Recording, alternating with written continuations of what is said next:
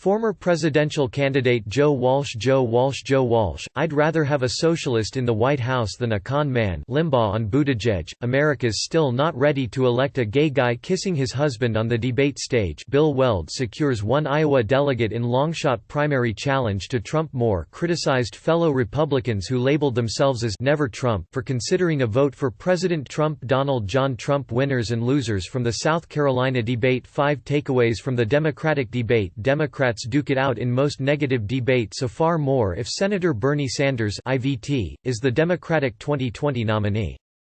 Walsh, a former Illinois congressman, wrote in a Washington Post op-ed Tuesday that he'd rather have a socialist in the White House than a con man.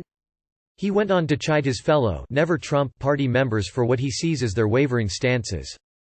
Some of my Republican and ex-Republican brethren have started implying that what Never Trump actually meant was something more like, fingers crossed, I really hope not Trump, but I guess sometimes Trump if Democrats wind up nominating a self-described Democratic socialist, he wrote.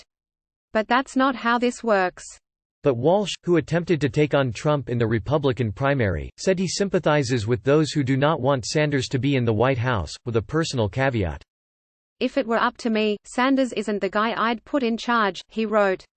But when I finally came around to saying, Never Trump, I meant it.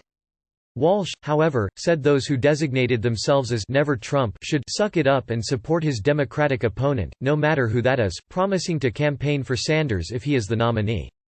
Lots of politicians stink, and people hold their noses and vote for them, anyway, he wrote.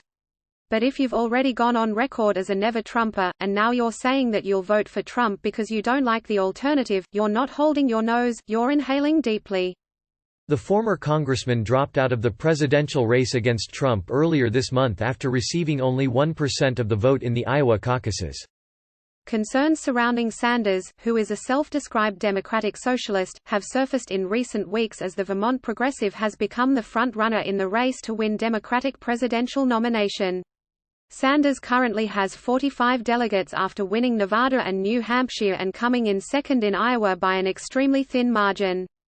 Lawmakers on both sides took issue with Sanders's comments regarding the late Cuban leader Fidel Castro when he said on 60 Minutes that it's unfair to simply say everything is bad about Castro.